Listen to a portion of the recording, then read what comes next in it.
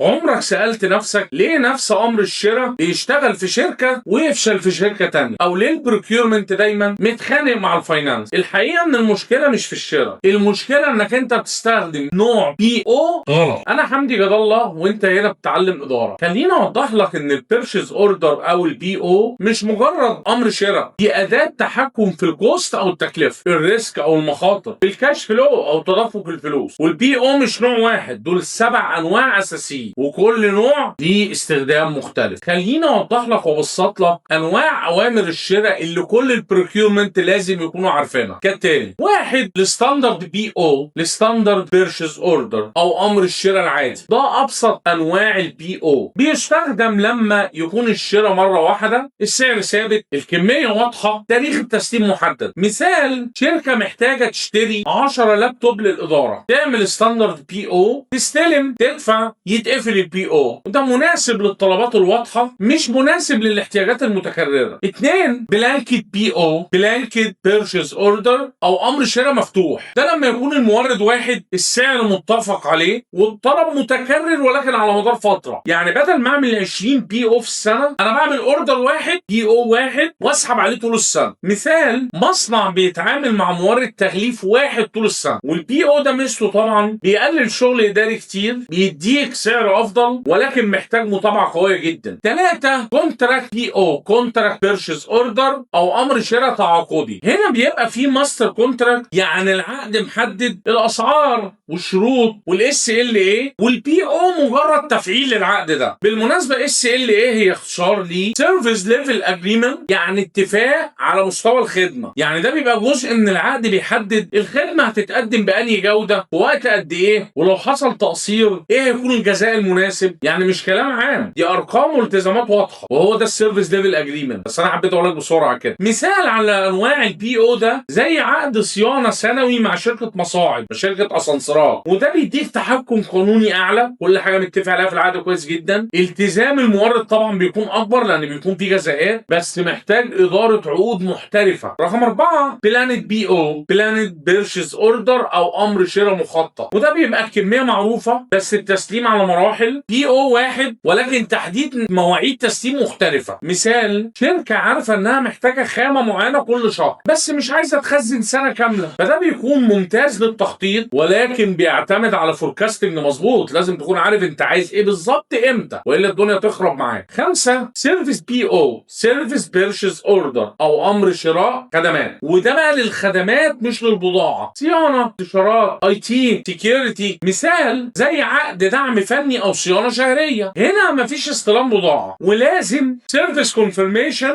او سيرفيس انتري شيت. 6، كونساينمنت بيرشيز اوردر او امر شراء بيقولوا عليه بالامانه، بضاعه امانات. يعني ايه؟ ده نوع ذكي جدا، المورد يسيب بضاعته عندك في المخزن، يفضل هو المالك بتاعها، هي باسمه عادي جدا ما بعلكش حاجه، ولكن انت تدفع لما تستخدم بس. مثال، قطع غيار المورد سايبها عندي في المصنع وانا بستخدمها، كل ما قطعه غيار عندي تبوظ بستخدم واحده جديده من عنده، والحساب بيكون وقت الاستخدام، كل ما انا اسحب قطعه 2 3 حاسبه عليهم. طبعا ده ممتاز للكاش فلو لان حضرتك ما دفعتش حاجه غير لما استخدمت فعلا او لما بعت يعني، ولكن محتاج ثقه عاليه جدا بين الشركات. طبعا لازم المورد يكون بيثق فيه جدا ومحتاج نظام قوي جدا. 7، ريكيرنج بي او او ريكيرنج بيرشيز اوردر او امر شراء متكرر. البي او بيتعمل مره ويتجدد تلقائيا، مناسب للايجار، الاشتراكات، سوفت وير لايسنس. مثال، الانترنت، انظمه الاي ار بي، الاشتراكات بتاعت النت. احنا ما بنعملش بتاع ده كل شهر، هو حاجه واحده وتكرر كل شهر او كل سنه. طبعا ده بيوفر وقت ومجهود كبير جدا ولكن لازم مراجعه دوريه. الخلاصه يا عزيزي، البروكيورمنت الشاطر يعرف امتى يستخدم انهي بي او، مش بس يعرف اسمهم. البي او الصح في المكان الصح، يعني تكلفه اقل، يعني مخاطر اقل، يعني كاش فلو احسن. وعشان كده بروكيورمنت مش تنفيذ، البروكيورمنت قرار استراتيجي. واخيرا خليك فاكر ان العلم اللي بينفع الناس ما بيموتش. كان معاكم دكتور حمدي جد الله.